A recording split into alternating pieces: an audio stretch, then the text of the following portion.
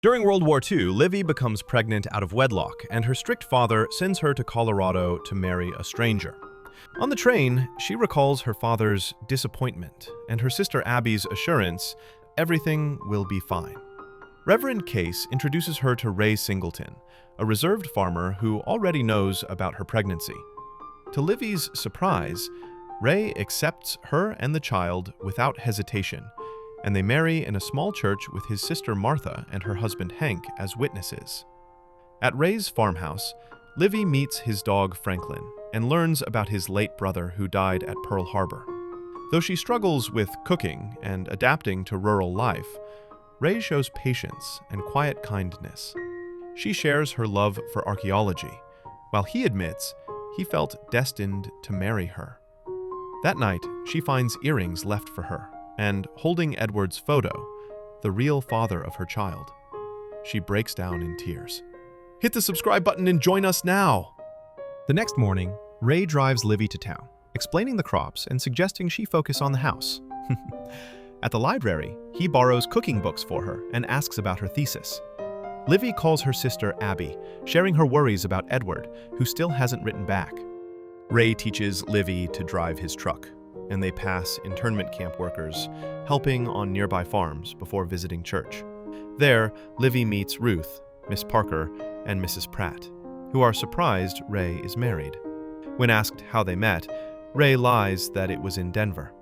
Later, Livy secretly mails a letter to Edward. At a lake, Livy recalls her love of swimming and thanks Ray for protecting her secret, while he talks about fishing and appreciating the view. Visiting the farm, she meets Rose and Flory, who are recording butterflies.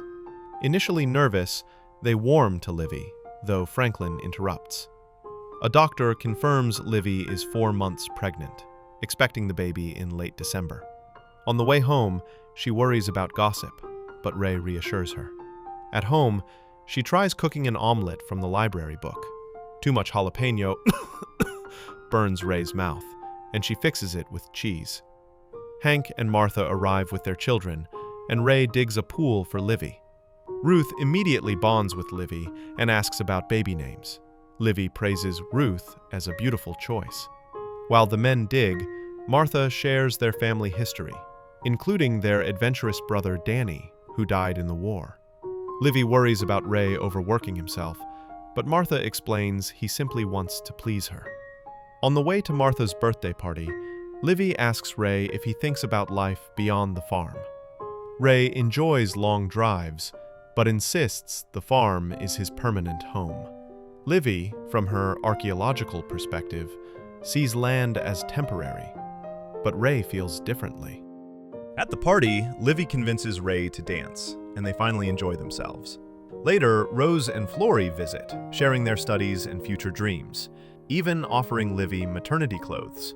Ray stays distant, still carrying the grief of Pearl Harbor and his brother's death. During dinner with Martha and Hank, Ray surprises Livy by showing interest in history, revealing a new side of him. That night, he tries to get closer, but Livy pulls away. The next morning, Abby arrives and insists she leave, and even suggests she lie that Ray is harsh. Livy refuses, saying Ray is the kindest man she has ever known. Before Abby departs, Livy hands her a letter for Edward. Later, Livy overhears Ray a tune his father used to sing, and confesses that Abby wants her to have the baby in Denver.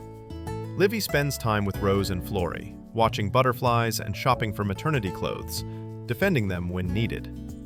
If you are enjoying this story, make sure to like and share the video with your friends. On the way home, her truck runs out of gas, and she discovers a dugout filled with arrowheads, thrilling her. While trying on a maternity dress, Rose and Flory share their struggles since the war.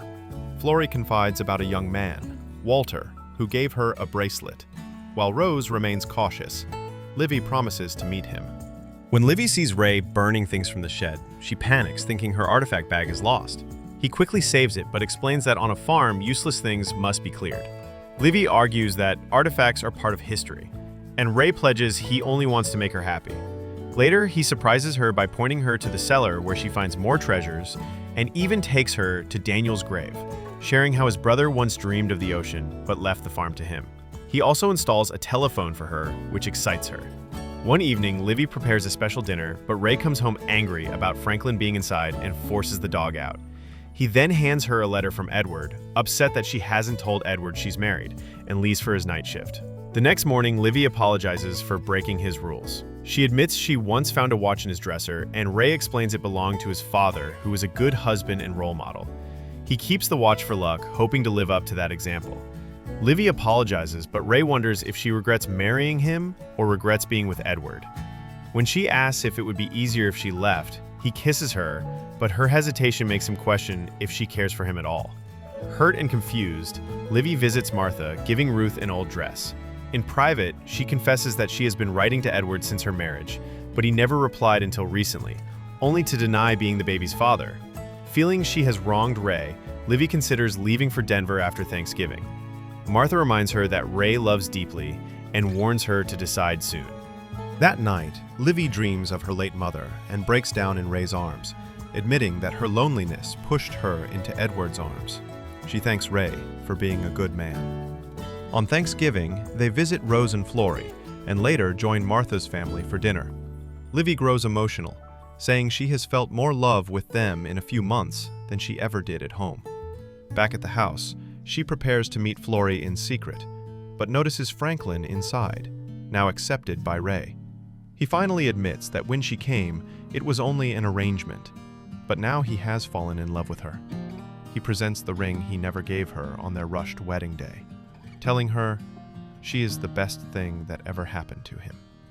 Livy feels unworthy and uncertain about their future, but Ray reassures her, confident she will forgive herself and believe in them one day. Livy, now wearing Ray's ring, drives to meet Rose and Florrie. Florrie introduces her boyfriend Walter and begs Livy to drive them far away. Though hesitant, and with Rose suspicious, Livy reluctantly agrees. On the road, she confronts Florrie, warning that Walter is dangerous, that his uniform could incriminate her family, and that she is risking everything out of loneliness. Tearful, Florrie is urged by Livy to destroy the uniform and the bracelet Walter gave her. Livy drops off the sisters and takes Walter alone. She tells him he'll never make it across the border in his uniform, offers him some of Ray's clothes, and secretly drains the gas from the truck. While he schemes to escape, Livy's water suddenly breaks. She calls the sheriff, reporting Walter's theft of the truck and alerting them to her labor. As Walter is caught, Livy burns his uniform and the locket holding Edward's photo, finally letting go of her past. Ray and Hank rush back and find Livy in labor. Ray carries her inside, overjoyed at the news of their baby. Soon, with Martha's help, Livy delivers a healthy boy they name Daniel. Surrounded by family, gifts, and love, Ray cradles his son and recites the rhyme he once sang. Livy gazes at him with affection, their bond stronger than ever. Together with baby Daniel and Franklin, they step into a hopeful future as a family. Thank you for watching. Subscribe now to catch more amazing stories.